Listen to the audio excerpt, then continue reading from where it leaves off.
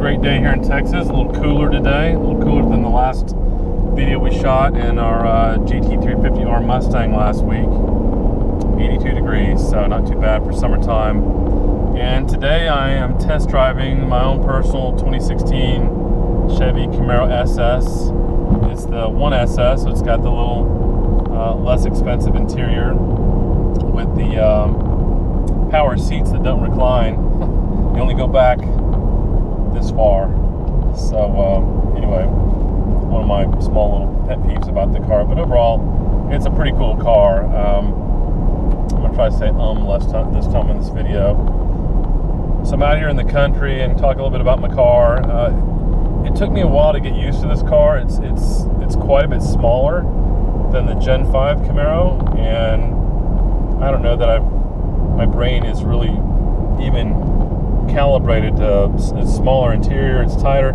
It feels more sports car-ish. The car feels definitely lighter and tighter than the Gen 5. So in stock form, it was pretty quick. I think we ran a 12 through 12 forward, 113, 114 in the quarter, which is pretty quick for stock. And the car originally, we had an opportunity to go out and do a top speed test over at the Continental Tire Proving Grounds in Uvalde. So we wanted to be the first company to break 200 miles an hour with the new Camaro, and our supercharger system wasn't completed at the time. So we ended up, we did our HPE750 package, which basically consists of long tube headers, cold air intake manifold, ported cylinder heads, camshaft upgrade, valve train upgrade, and computer tuning made around 530 to the wheels.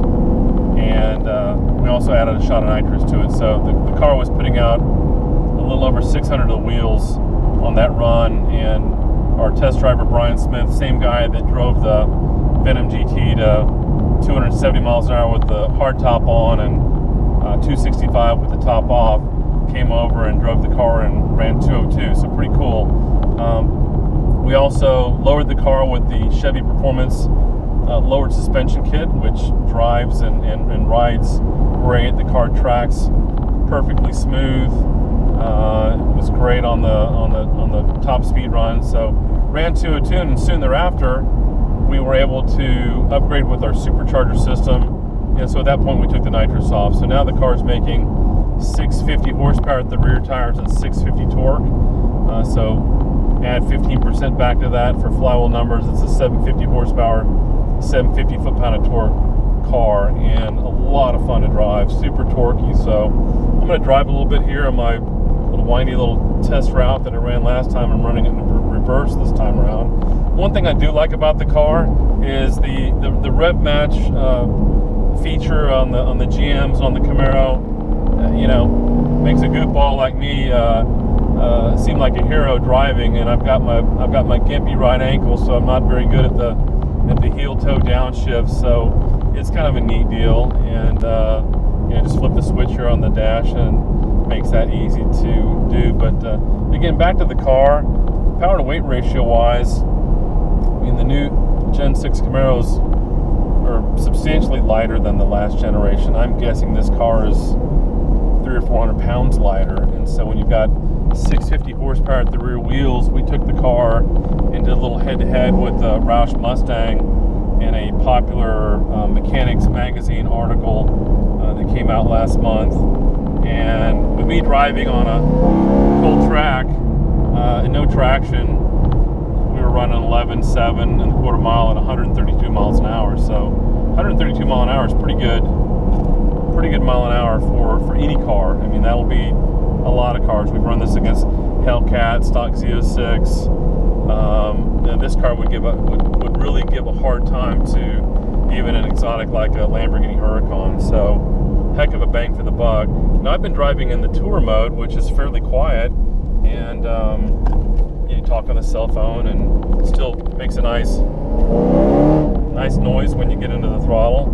So that's typically how I drive the car. One of my sons gets in it, and then they're going to want to go to the sport mode. So you've got the louder a more aggressive exhaust tone all the time, which sounds really cool.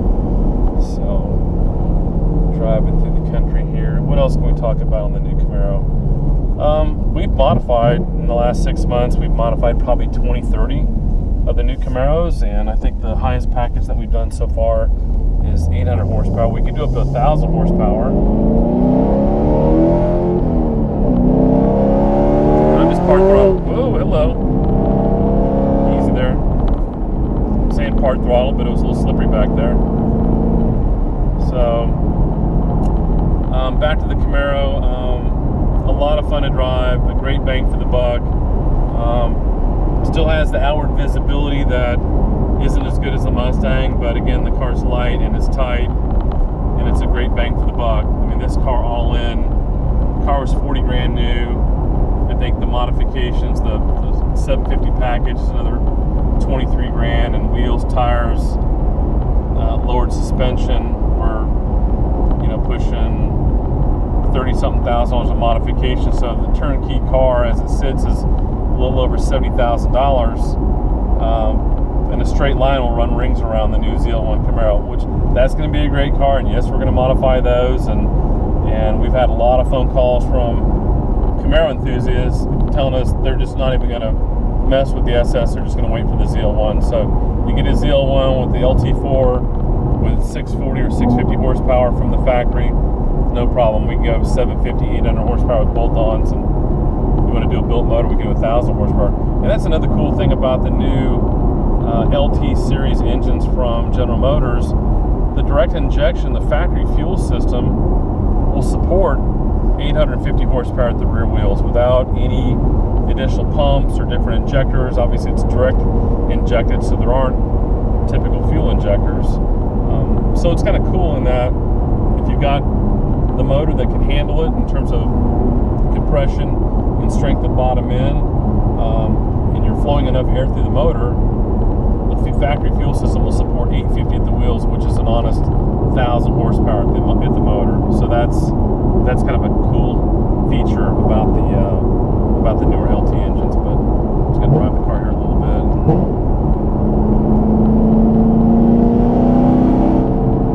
Got a great sound. I mean, it just roars. It just feels like I'm driving a big block with just buttloads of torque. That's half throttle. I'm going to go into fifth and just lug it down to 2,800 RPM.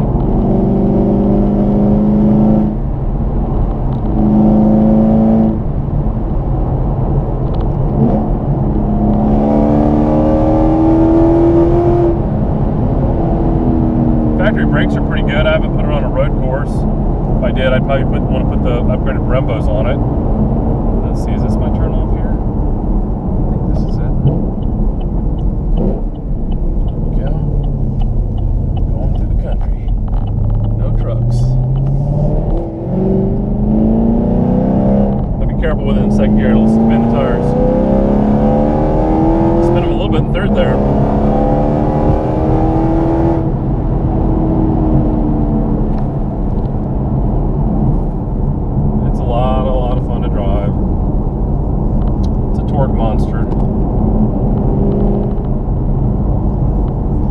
Basically the same engine package that we've been doing in the C7 Corvettes, the non-Z06s. And one car we're really excited about that we should see fairly soon is the new 2017 C7 Corvette Grand Sport. So it has the wider body, wheels, tires. You can get the upgraded brakes, suspension, the carbon brakes that you get on the Z06, but it's got the normally aspirated LT1 460 horse V8, and I can't wait to get my hands on one of those. Probably going to do both some normally aspirated packages for road course stuff, as well as the 750 package. It's just a great bang for the buck. It's such a bruiser for the street with the torque and the sound.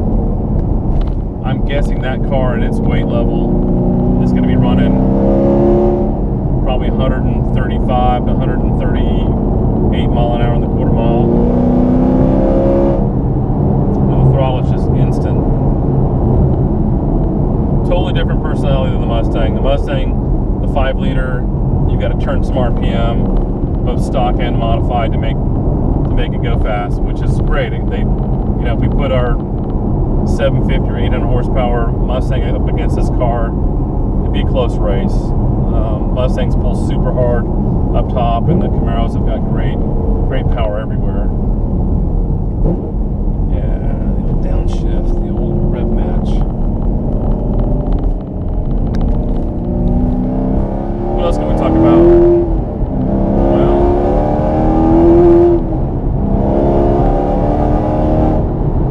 should be driving, not talking. Cool thing about this package, it comes with a 3-year, 36,000 mile warranty on the upgrades that we perform. Typical turnaround time on a build like this, one with a prior appointment. And typically, an owner calls us up and says, "Hey, I'm interested in upgrading my car." By the time they dial in the package that they want to do, let's not scare this guy here. Let's ease it on down here. Always got to be respectful. Okay, here we go. Have a nice day. By the time the buyer gets dialed in terms of the upgrades and options that they want to get, we'll have the transport lined out. So it can take a week or two to have the vehicle picked up and transported down to our shop, which we're just outside of Houston, Texas. And this package takes about 2 weeks to install. So depending on, and we've got 40 to 50 vehicles in the shop, and we're working on maybe a dozen at a time, so we fit it in the rotation. But typically we're telling customers turnaround time on this package is 3 to 4 weeks. Doesn't take that long to build it, but just in terms of just other things that we've got going on in the shop, that's the time frame that it'll fit into that rotation. And then once our guys are done building it, we typically put up to 100 test miles on a car. We don't always put that many, but we like to have the option to be able to put that many miles on a car just in case we need to test it or make sure that all the bugs are gone and that everything's good to go. What else? The cars leave with Shell V-Power in the tank and Pennzoil synthetics, keeping the motor safe and powerful. And again, warranty on this car is 3 years, 36,000 miles, limited to the modifications which we perform, which I described earlier. And what's not to like? I mean, you got a car here that'll, you put a drag radial on it, and it'll certainly go low 3-second, 0 to 60, and then quarter mile is going to be in the high 10s, 10.8, 131 to 133 mile an hour in the quarter, which is pretty fast.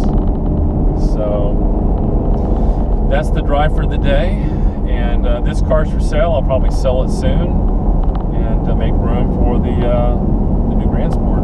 So we'll have to do a little drive in that bad boy when it shows up stock, and we'll talk about what we're going to do with it.